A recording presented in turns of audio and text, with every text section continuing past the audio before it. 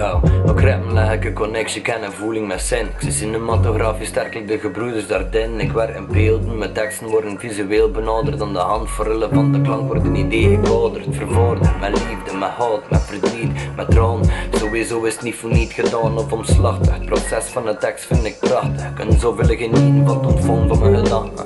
Moeiteloos stroomletters, zoeveloos dynamisch. Rap zit de goede oude dozen vind ik magisch. Een foto zeg meer een week aan dus worden topen. Dus doe ik dus foto's in een strofe. Laat me nu maar doen. Ik ben besmettere microben, vergiftigd, bezeten, maar toch heb ik het nodig. Het zit in me vast, niet meer rationeel, nu is het op de tast. Onderheven van de creatieve last, dat kan mijn schouders draan. Vast in mijn epicenter, wat ik hele dagen ben. Maar niet like evidenter of prominenter dan met mijn letters te kunnen graven in het centrum van mijn eigenste mentale universum. Verbreden van mijn spectrum, leren van de juiste snaren raken en het vinger zetten van je plektrum. De juiste noten toetsen, de energie verspelen. De zin van het leven zit hem in de melodie te spelen.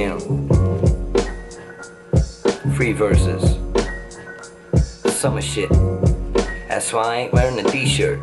Not cause I wanna show off. I ain't got that muscle for that shit. I'm a skinny motherfucker. Word. Peace out, y'all.